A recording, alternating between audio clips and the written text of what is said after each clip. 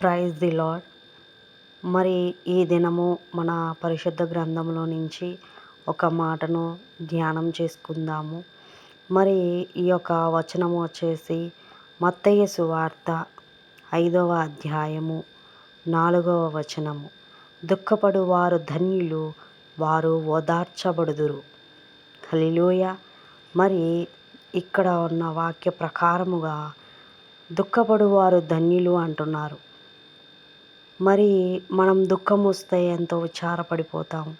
మనకే శ్రమలు వచ్చినాయి, ఇబ్బందులు వచ్చినాయి అనుకుంటాం. కానీ మరి దుఃఖపడేవారు ధన్యులు అంటున్నారు. ఎందుకంటే దేవుడు వారిని ఓదారుస్తాడు. మరి ఈ దినము మనం శ్రమలో ఉన్నామా, బాధలో ఉన్నామా, వేదనలో ఉన్నామా, దుఃఖంలో ఉన్నామా, కన్నీటిలో ఉన్నామా, మనం ఎలాంటి స్థితిలో ఉన్నామో, ఎలాంటి ఇబ్బందిలో ఉన్నామో, అది మనకి కష్టకరంగా ఉండొచ్చు. మనం దుఃఖపడొచ్చు, కానీ మనల్ని ఓదార్చే ఒక ఆయన ఉన్నాడు. మనల్ని ఓదార్చిన మరి మనల్ని కనికరం చూపించే ఒక ఆయన ఉన్నాడు. ఆయనే ప్రభు అయిన యేసుక్రీస్తు వారు. మరి ఆయన ఒకటే మాట చెప్తున్నారు, దుఃఖపడువారు ధన్యులు, మీరు ఓదార్చబడుదురు అని చెప్తున్నాడు. అందుకే మనము శ్రమలో ఉన్నా, ఇబ్బందిలో ఉన్నా, వేదనలో ఉన్నా కూడా ఒకటి అనుకోవాలి. దేవుడిని తలుచుకొని, ప్రభువా మాకున్న ఈ సమస్య నుంచి విడిపించమని మనం దేవుణ్ణి అడిగినప్పుడు ఖచ్చితంగా మనల్ని ఓదారుస్తాడు. మరి మనల్ని ఆ శ్రమలో నుంచి కూడా బయటికి ఇస్తాడు. ఈ దినమో ఏ శ్రమలో ఉన్నామో, ఏ ఇబ్బందిలో ఉన్నామో, ఏ దుఃఖంలో ఉన్నామో, కానీ ఈ క్షణమున మరి దేవుణ్ణి అడిగితే ఖచ్చితంగా దానిలో నుంచి విడుదల దయచేస్తాడు. గొప్ప విడుదల, ఆశ్చర్యకార్యాన్ని మన ఎడల జరిగిస్తాడు. మరి దేవుడు చెప్పుచున్న మాటను మనం విందాము. మరి అదే ప్రకారంగా మనం నడుచుకుందాం. ఆయన ఎన్నడూ విడిచిపెట్టే దేవుడు కాదు. ఆయన ఎన్నడూ విడువడు, ఎడబాయడు, మరువని దేవుడు. మనల్ని మరిచే దేవుడు కాదు, కానీ మనల్ని బలపరిచే దేవుడు, మనకి శక్తినిచ్చే దేవుడు కనుక మనము ఏమి కృంగిపోవాల్సిన పని లేదు. కానీ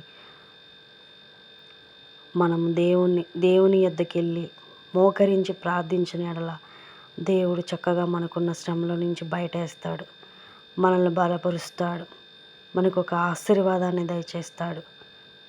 హల్లెలూయా. మరి ఈ యొక్క వాక్యాన్ని బట్టి మనం ప్రార్థన చేసుకుందాము. మహాపరిశుద్ధుడు అయిన తండ్రి, నీకు వందనాలు, స్తుతులు, స్తోత్రములు తండ్రి. ఇదిగో నాయన, మీరు చెప్పిన మాటను ప్రట్టిదండి. దుఃఖపడు వారు ధన్యులు, వారు ఓదార్చబడుదురు అని చెప్పేసి నీ లేఖన భాగం తెలియపరుస్తుంది ప్రభువ.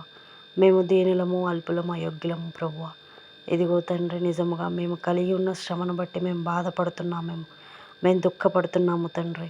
మమ్మల్ని ఓదార్చండి.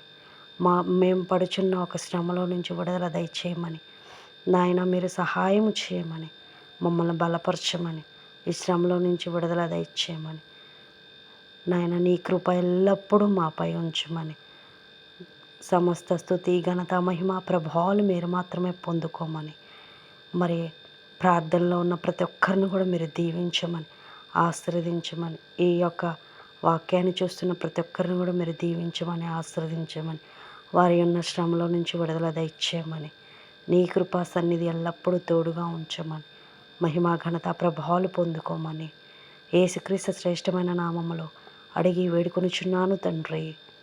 ఆమేన్, ఆమేన్, ఆమేన్. Praise the Lord. మీ అందరికీ నా వందనములు.